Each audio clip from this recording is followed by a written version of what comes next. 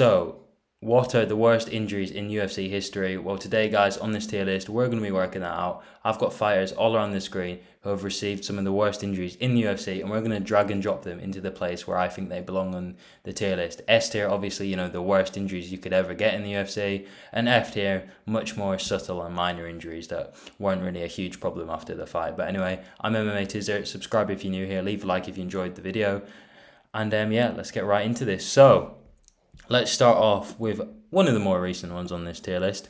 Conor McGregor breaking his leg against Dustin the Diamond Porter. I'm putting it at the top of it, okay?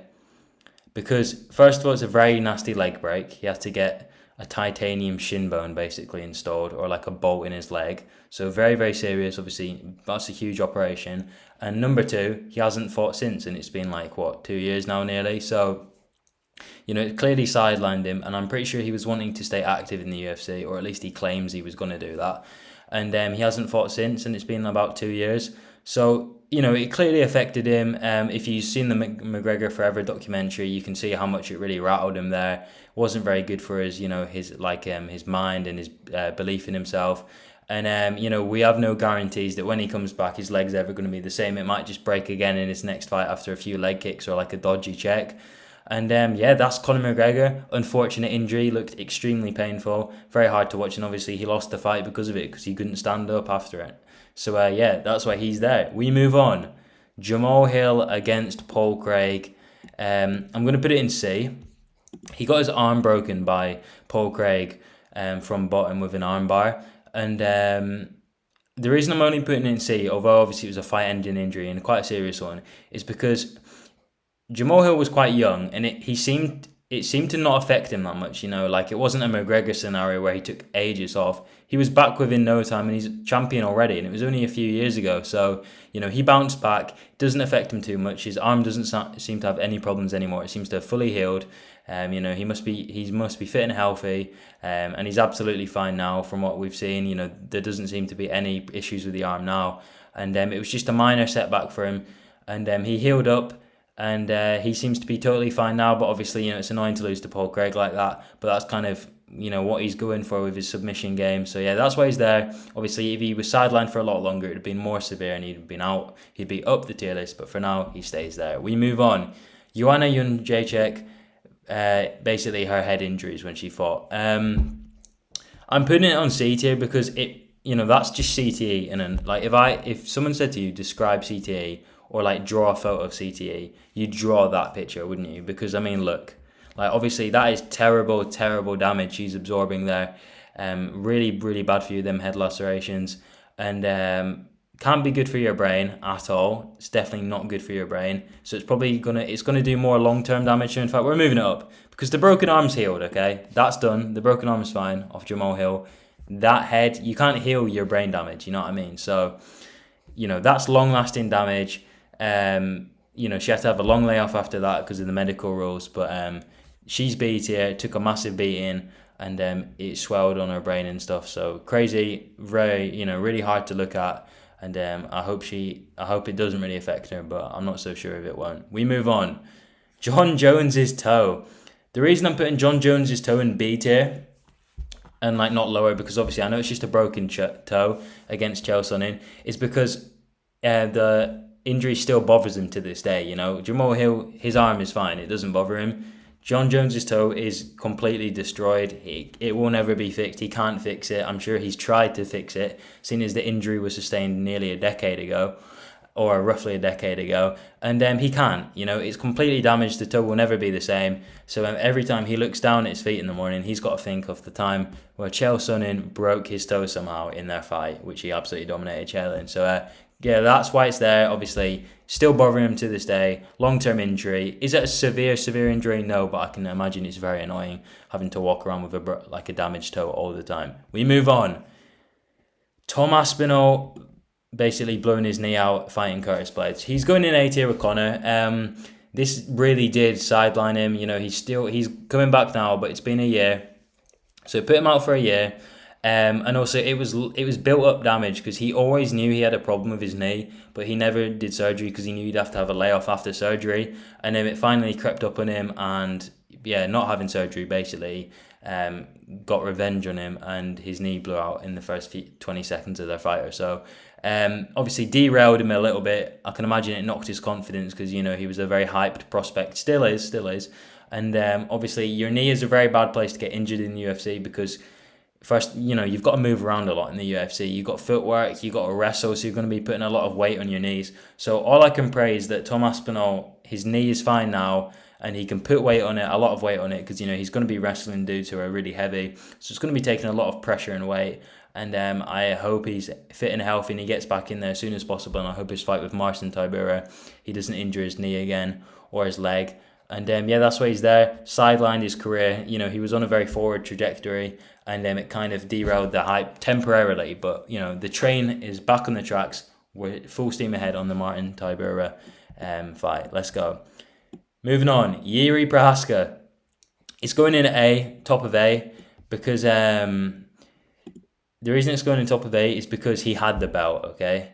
So that's just, there's much more implications for that, because you had the belt and your injury was that bad, it caused you to want to vacate the belt, take a bit of time to recover, and basically you'd lose the champion status. And we never know, you know, Jiří may never become champion again. He might lose his fight with Jamal Hill, that I presume is going to happen. And then that would be really terrible because it's a kind of an unfair way to lose your belt. And he didn't actually have to vacate, but he did. So it just shows what a respectable guy is. You know, he's got a lot of dignity and pride. And hopefully he's the same coming back. Apparently it was the worst shoulder injury we've ever seen. So, you know, that's why he's so high up the tier list. Like, this thing was apparently really bad. And Jiří obviously does use his striking quite a lot, which your shoulders are involved in. So I'm a little bit worried, but fingers crossed. You know, he said he had one of the best people helping his muscle therapy. So, you know, fingers crossed they're looking after him as proper as they should be, and he'll be a champion soon again in no time, we hope. But, you know, derailed the champion, made him have to vacate the belt, and sidelined him for a very long time. A tier. We move on. Brian Ortega shoulder injury, B tier. Obviously this happened in his fight against Yair Rodriguez. Like, Yair was trying to like threaten triangles and stuff. It was a bit unclear because of the camera angle, and basically it caused his shoulder to basically pop and, you know, get absolutely destroyed. So obviously that is a shame. He hasn't fought since. I'm pretty sure he is returning soon, but obviously annoying. Sidelined him for a long time. You know, it's coming up in a year now. And it just must suck for Brian Ortega. Quite an important fight he had to win, and he lost it because of that injury. So yeah, that's why he's there. I don't really have much else to say about Brian because it's only been a year and he hasn't fought yet. And B tier. We move on. Chris Weidman breaking his leg. I feel like putting that at the bottom of S because it was just such a brutal leg break. He kicked Uriah Hall in the leg and his leg just bent around him, completely broken. So absolutely horrific to watch. I can't watch it.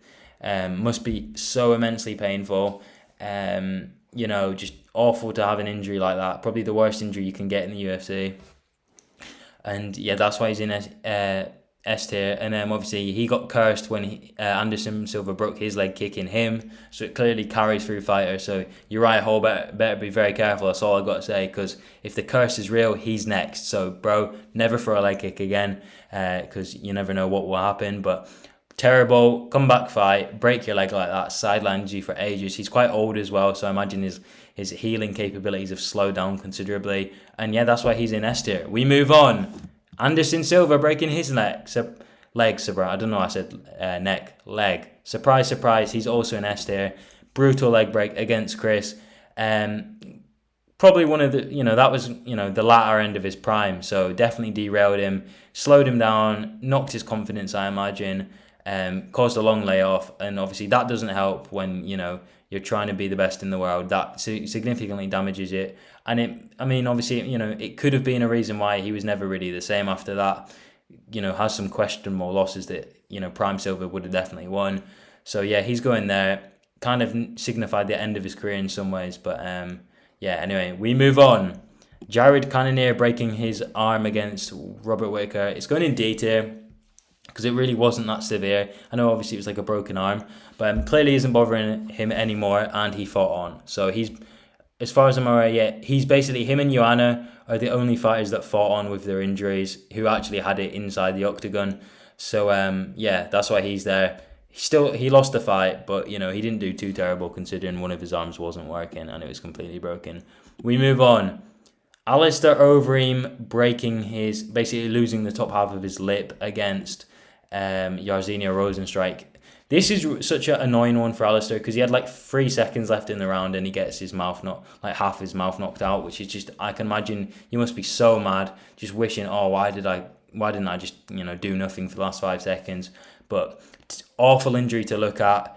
I don't know what you'd have to do to get that like fixed. I can't even imagine it. Probably quite a bad, it's probably quite risky to get infections around the mouth there. So obviously just an added health threat there. And, this signified to Alistair Overeem that he should retire from fighting. But, and he ain't looking so good nowadays. So, he isn't looking too healthy. I am a bit worried for him. But yeah, so that's why he's there. Looked very bad. We're just going to readjust here. I can't decide on who's got the worst injury ever, but it's between them two. And Alistair Overeem, very nasty mouth injury. He's probably just mad with himself why he didn't disengage Jairzinho. And obviously just lost the fight. There was only 5 seconds left in the final round, and that's how you lose. So very unfortunate. And he got knocked out at the same time, obviously because of the punch. So, just really bad for him in general. That's the tier list, guys. The worst injury tier list. Thanks for watching. If you enjoyed the video, leave a like. Comment down below what other injuries I've missed, because obviously I can't remember every single bad UFC injury. So let me know down in the comments below which ones you think belong on this list as well and where. And then subscribe if you're new. I do content like this every single day. I do live streams too. You don't want to miss them either. They're good fun. And yeah, see you in the next one.